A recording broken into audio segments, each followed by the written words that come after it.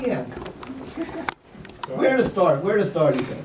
I like the general framework, and because I'm all about building bridges and everyone getting along, I want to Building bridges, anyway. yeah, I want to think about ways that this can be sort of connected to more traditional conventional approaches to prejudice and discrimination. Right? So you mentioned social transmission early on, and you sort of said, well, but maybe that's a proximate mechanism beyond that. And then towards the end, you came back to this question of essentially how much is endogenous, how much of it is in people's heads because of an evolved psychology and they're responding to the cue structure of the environment, and how much of it is not. And I think that the answer is going to be it depends, right? So one can envision that people could endogenously generate prejudicial stereotypes based solely on information about, say, your desperate prototype. I think that's pretty reasonable. That would be the case. That we should expect selection to have built-in information about the way people can be expected to respond, including things like sex by age, differences in that regard, right?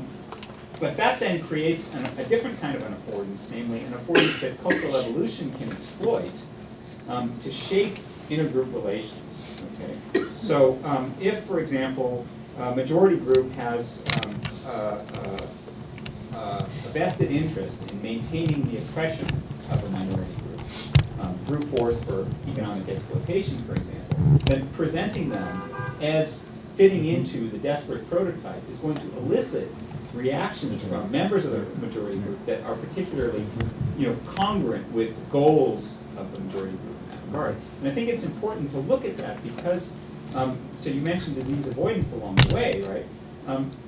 If you think about, for example, Euro-American stereotypes about Latinos versus, say, Eastern Europeans, right? So a lot of the diseases of poverty that have been eliminated in North America are endemic in Eastern Europe.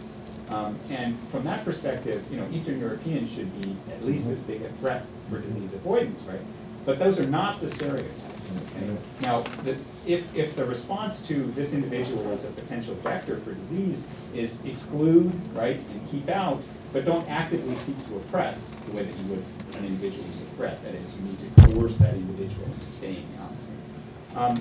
Then you can see majority group culture in North America as having a different attitude towards immigrants from Central and South America than towards immigrants from Eastern Europe, because the in-group has a different interest in terms of what those immigrants pose as competitors or opportunities.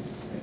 So what I think is going on in those situations is you portray a group that is you being the non-agentic, anthropomorphized cultural evolution process in a way that's going to elicit responses from members of your group because they have their own psychology. In other words, you push their button. That's right. That's right. And there's all sorts of evidence of certain kind of buttons that get pushed in the implications of it. When you started talking, I thought you were going to go to a different example. I thought you were going to go to the example of sort of disease kind of metaphors that get used to describe certain kind of groups that you want to say stamp out or predict. So, for example, Jews as vermin.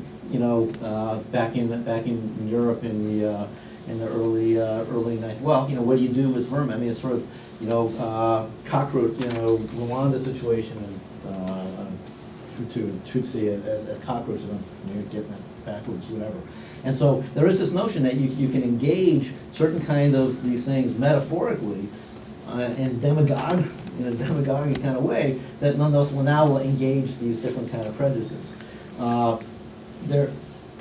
There's also this idea, you can make by making different kind of threats salient, you're going to broader threats salient. So we're actually doing running a study right now where we're looking at different forms of economic threat. So I don't know if we were talking about this the other day or not. You can think about economic threat, so our college students' economy sucks. College students are concerned at one level about getting jobs when they graduate. So you can think about sort of being outcompeted, and that would be an economic threat. You can also think about economic threat that has to do with people taking stuff from you because they're desperate and they need stuff. And the framing of economic threat in those different kind of ways, we're predicting would lead to enhanced prejudices in the first case against Asian Americans, and enhanced prejudice and negativity and related focus action action inclinations, and increased prejudice against immigrant Mexicans. So I'm down in Arizona. Immigrant Mexicans in the second case, right? And so what you have are economic threats, but the particular way in which they're sort of tied into the threat profiles that already exist for these groups can be used very. And so now, if you were an anti-immigrant, activist, you'd be really focused on, people taking cheap jobs, and more particularly crime, and people taking stuff without giving stuff back, and free medical services and those kind of things. If you were interested in really on the high end kind of jobs and keeping those available, you'd be wondering about creating certain kind of admissions policies at universities and things like that to make sure that your kind can get in and not get outcompeted by those Asian studious kids or something, right? And so I think the notion of cultures leveraging this big, I think that happens a lot, and I think that's important. Yeah. So I have two questions that I think are theoretically linked. One is, how general do you think, or how specific do you think this is to social categories, social groups specifically? So do you think that there's a separate psychology for social group sources of threat versus natural disasters or like biological species as threats? And then, kind of similarly in the ecological context, do you think that looking at kind of desperation ecologies versus hopeful ecologies is a between groups prototype, or is it one that perhaps evolved for within group temporal change? So recognizing whether you're in that type of ecological context now, and then gets extrapolated to between groups.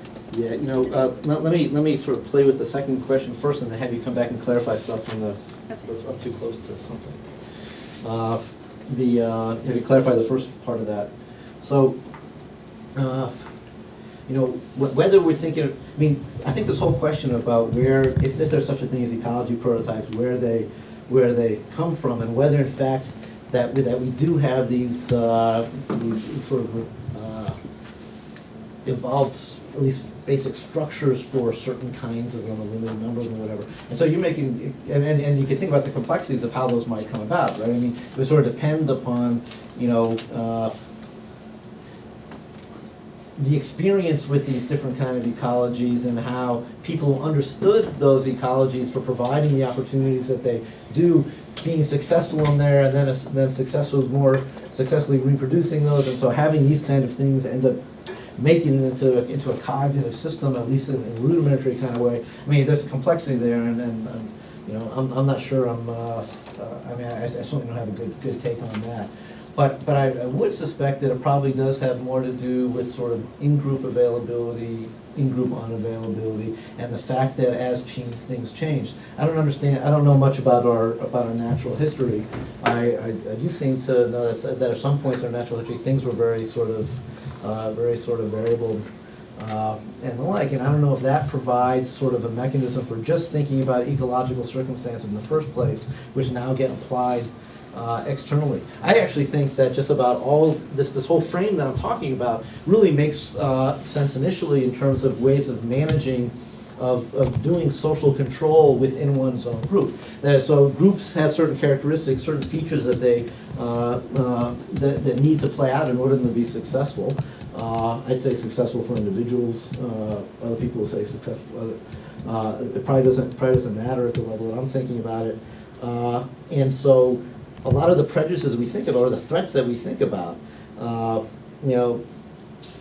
threats having to do with exchange, threats having to do with physical safety. Group living is sort of a tough thing. If you live with a group, you're so used to having people around you. Anyone can sneak up behind you and whack you in the back of the head with a rock and take your stuff. You get disease from people, alike. And so a lot of these threats that we talk about, I think, actually pose great threats to within coalition or within the group, and that they're actually, that psychology is developed in order to manage those threats, which we typically don't think about as much about as prejudice. We think a lot in terms of sort of stigmatization, sort of different forms in which we stigmatize and socialize to manage and to manage folks within the groups. I think that gets applied outside. And so I wouldn't be surprised if sort of these views of these different ecologies may also have developed within. obviously I'm speculating wildly. Can you explain a little bit more the first part of your question? So I guess more thinking about the first part of the talk when you're looking at different threats that different groups pose, could we bypass the social categorization machinery altogether and just have a cognitive machinery for detecting threats? I mean, be they biological species, tornadoes, like non-social threats basically. Would it be this, do you think it's the same psychology that's being drawn from? Do you think it integrates with some other psychology that's a categorization psychology? Or? Right, so I think if I'm let me see if I'm understanding. So if I'm understanding the question right. The question is, do you really need to be thinking about this in terms of social groups at all, or really do we have mechanisms that are evolved to be paying attention to threat?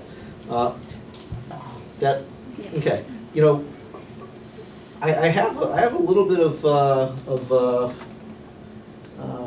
sort of a positive inclination towards what you're saying right now. I mean, some of the data that we have about groups really being useful because they carry information about threats, right? So, you know, when I think about you know, Armenian construction workers or something like that, when you teach, you know, 150 undergraduates, no one gets offended if you use as an example Armenian construction workers as a social category. So think about our Armenian construction workers. It turns out that that there's nothing left over once I know what I think the threats and opportunities that Armenian construction workers pose to me. We have a tiny, in our analysis, we have a tiny amount of remaining variance. That's probably because we don't measure the full complement of threats, and we're not even looking at them threats in interaction with each other. There's so little left over. I think there's functionally almost nothing there. That's going to have an impact. So from that perspective, I'm saying, well, you know, maybe you're, on the other hand, I wonder if there's something special, given that we're these ultra-social creatures, that we do in fact live in groups, that make the fact that these are other people who functionally are organized in groups and sometimes act as groups, right, as coalitions with respect to our own coalitions, that make it a little bit different than, you know, merely having some apparatus that sort of threat detection and response apparatus that would work for natural disasters and stuff and more. Well, so one thing that we could do, it would be like look at the threats that like lions, spiders, like biological species pose. See if you capture the same type of threat, and if like the biological species doesn't carry any more effect, well, that'd be interesting if it had a different pattern or not. Right, Yeah. right. No, I think that would be interesting. And we'll talk more about that later, because Yeah. we're meeting later, right? Yeah. Good. I'll shut up. Yeah. You may have touched on it and I might have missed it, but it seems to me that one of the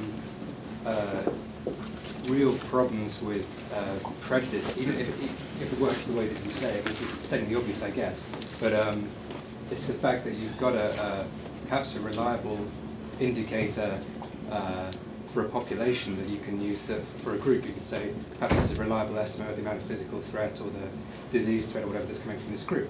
But of course when you have an individual who has, who is showing those cues, so some of those cues that we're using to determine membership of a group, doesn't necessarily correlate with them actually having that probability as an individual That's right. representing that threat. So you make a lot of mistakes at the individual level that you wouldn't, Right. You wouldn't across the whole group. Right, Yeah. which is I think what the objection that most people have to Right, that's right. prejudice. So what's your... Well, I mean, we make mistakes, you know, and we tend to make mistakes. I mean, so maybe Marty should get up and talk about this, but we tend to make particular kind of mistakes, right? Mistakes that have to do mistakes that are less costly than the alternative kind of mistakes. And so if you have a general sense that there's a base rate in the group of this group being more likely to transmit disease or be physically violent or rip you off or something of that sort, you know, you can think about it in terms of signal detection kind of terms. I mean, which mistake you want to make, and if you want to reduce the likelihood of making one mistake of getting ripped off, then you can increase the likelihood of making another mistake and seeing someone as being deceitful when they're not. Right. So it's. I mean, we're saying so. It's the right way to bet. I guess I'm saying Correct. in terms of you touched briefly on cures for this, like management of cues and different strategies. I was wondering what you would, if there's anything that can be done about reducing the likelihood of generalizing as one of those mechanisms. Right, so I mean, if it's the case, so, you know, for our white undergraduates, if when they see, I mean, so here's an interesting thing. When you ask them about African Americans in general, you get a certain profile of threats and emotions. If you ask them about young African American males, right, you get that same profile. If you ask about other subgroups of African Americans, that profile doesn't match. It's in their mind, what they're doing is they're generating, when we ask about African Americans in general, the prototype that pops, the image that pops into their head is the young African American male and in a particular kind of ecology. Now, the question is, if presumptions about this ecology and therefore what the strategies that people use when they're interacting with the world are due to presumptions about this ecology, the cues as to the ecology should make a difference. So, conventional Shelby Steele, in a book he wrote some time ago, some of you may know Claude Steele. Shelby Steele's a friend. Anyone knows Shelby Steele? No names? So he tells a story about I don't know, a young to middle-aged black male in Chicago who adopted a strategy. I think college professor, right, or something like that. And he'd be walking down the street late at night and it'd be dark, and he came to learn that if there were white folks walking towards him, they start to tense up. They get nervous. He started whistling Vivaldi when he saw white people approaching in the street. Okay, now that's sort of an interesting little intervention, right? Is it fair that he feels the need to do that? No, it's not fair. I mean, we're not talking about oughts here, though. We're sort of talking about the ises and how the psychological mechanisms work. But what does he do? What's happening when he's whistling Vivaldi? He's saying something about the culture that he's from, or that he's saying something about his home ecology, or at least the ecology that he's in at this point, which now drops down the perception of a sort of physical safety threat on the part of the perceiver. So if you're talking about error, it's almost as if we are on the side of caution to generalize to the most dangerous part, the most dangerous sex age category of a group, and use that as our reference point until we know more information, because we want to. Yeah, I'm not sure if you go all the way to the most. I mean, if you go all the way to the most dangerous, right? You can imagine the worst member of a certain group along a certain dimension, and if you treat everyone like that, then you'd lose an awful lot of. And so this thing sort of gets titrated, but the error certainly is towards that end as opposed to the other end. Yeah, actually, I think you were first one before. I'm interested in the ability of your ideas to make some testable predictions. Or if you can't do that yet, what else the theory needs in order to do so? For example, what would it predict about differences, if any, between the way 50-year-old black men versus 50-year-old white men view 18-year-old black men? So that's really good. So really, I talked about how this sort of this study in which we're looking at people's perceptions of age by sex, but of course what we really want to do, if you want to understand that, if you're from the affordance approach, is that you need to your affordance for me depends on what my goals are, and my goals change as a function of my own age and sex as well. So if you give me your example again. 50-year-old white, 50-year-old black men as targets, and then the perceiver is. No, the perceivers are those two. Okay. And I want to know if they would differently perceive 18-year-old black men. And I think it depends on the assumption that they make about the ecology, right? So blacks and whites may make different assumptions about what the home ecology is, which would be. I mean, here's the thing about the testable predictions. I can manipulate what ecology someone seems to be coming from. I can present otherwise identical folks. I can manipulate the ecology. I can manipulate age. I can manipulate all these other kind of cues as well, and we would generate. So I'm not sure what predictions I would generate about these two men, because I don't know much. I don't know enough about their life history and what their goals are of these men. So if they're otherwise identical, if they're two 50-year-old professional guys, right, and they have identical experiences in terms of their presumptions about the ecologies of the 18-year-old black men, then I'd say they'd act the same. Now my guess is they don't have those same. They don't have the same sort of theories in mind. They don't have the same presumptions about the ecology, and so it would be that difference that would lead to any differences in responses.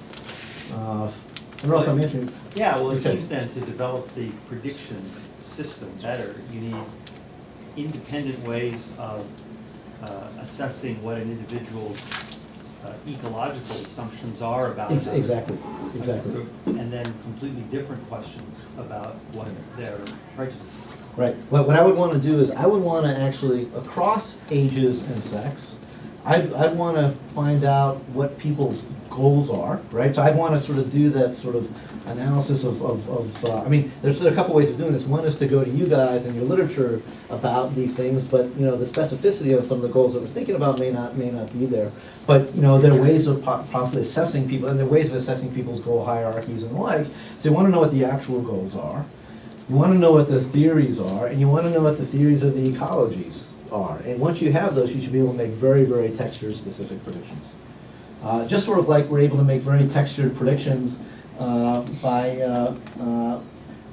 we know what the particular threats are about emotions, things. Or, in a lot of the other work I do, making very textured predictions about how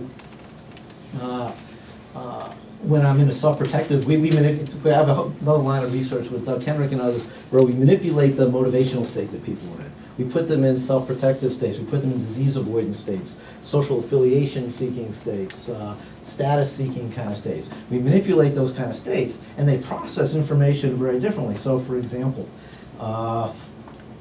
anyone here know the outgroup homogeneity effect? Okay, so it's a very robust, famous effect in sort of cognitive social psychology. And I'll talk about it from the whites' perspective. It actually sort of works from other perspectives as well, not as, but whites, if you show them photos of whites and blacks, and then give them a surprise memory test later, recognition test, where you've got foils of the same kinds of faces in there, and they have to simply respond as to whether they've seen the face or not. What you find is what's called outgroup homogeneity. That is, whites are less accurate in accurately identifying as having seen before the black faces and the white faces. Okay, very, very robust, very, very robust. Now I'm wondering if I should be using this example another one. You make the faces angry. So now you take angry white faces and black faces, and it turns out, if people have a lot of time to look at these faces, that effect goes away. That is, there's no bias against remembering the blacks. They're processing the information differently if the faces are angry. If black faces, it doesn't do anything to the memory of the white faces. Angry face and angry white faces is not really influencing them in terms, but it is influencing angry black faces. If you now put them under severe time pressure, where they really have to, where they see the faces only for a short period of time, and there's a distractor there, half a second with distractor stimuli and the same thing, they actually remember the angry black faces better than the angry white faces. Well, here's sort of this notion of what anger is engaging is sort of a self-protection kind of mindset. Well, you find that so whites are more concerned, and these are young males, more concerned with outgroup males and in-group males, and so outgroup males that are posing acute danger, all of a sudden they become more memorable. Now it turns out that we can take Asian faces and you get outgroup homogeneity whether we make these Asian male faces angry or not. So there's something specific about the African American young male faces having to do with the threats that are part of the repertoire to begin with. If we give people a raise, so we have eye tracker devices, you put a bunch of faces up on a screen that differ in terms of race and age, race and sex, and let me keep this. I'll keep this simple. This sort of race and sex up on the screen, and we get people concerned with their physical safety either by showing them clips from Silence of the Lambs. Or getting to think about being in a house late at night and all of a sudden someone seems to be coming up the stairs. That we just sort of engage that versus a control kind of circumstance. We show them these arrays of faces for relatively short periods of time. It turns out that they're especially likely to look away from the black males as opposed to other faces. Now you think about the ecology of that. It's a group you see as dangerous, they're staring straight ahead at you, move your eyes away. But they remember them quite well on a surprise memory test later.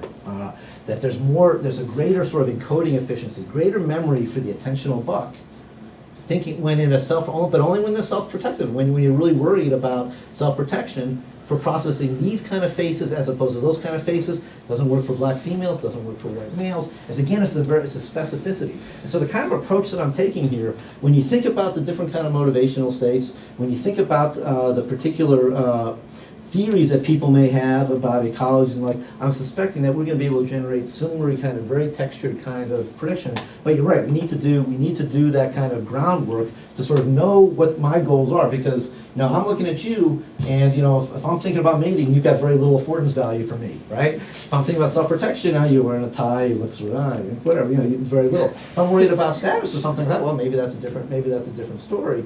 I know what my goals are. I know what I've got my theories of goals of other people by age, by sex, and I know something about the strategies people are going to use because I know something about the ecologies. I think we'll be able to make, in fact, very, very precise predictions about this. That was a very long-winded question. answer to a relatively straightforward question. Sorry. I think you were next, maybe? As a psychologist who's totally bought into mixed methods, congratulations. I think this is great that you're trying to combine these kinds of things. And I think you asked the group, and I haven't gone all the way to life history, and one reason I came today was to see how you did that. Well, these guys may tell you that I didn't do it very well. Well, so. Actually, that's what I didn't mean that you did it well or not, but I think you asked for input about the actual methodology and how that worked and how it hung together with your other work. And so I guess I would just like to have some people speak to that, help you out a little bit. Oh, that'd be cool. So am I thinking about life history in a somewhat reasonable way here? Am I missing sort of entirely? What am I missing? What do you see as being really important dimensions of defining ecologies that would be particularly useful for thinking about these kind of things? Unfortunately, we're right up against our time. I would say if somebody has one comment to make about that, we can take one. The problem is it's a very large Yeah, I think the request. desperate hopeful dichotomy is a reasonable place to start. I think the existing data that suggests that if you had to a very simple schema for dividing up ecologies, that would be a useful place to start. You have a quick question? You had your hand up before. I think we're out of time. Okay. We're out of time. Thank you very much. All right. Thank you.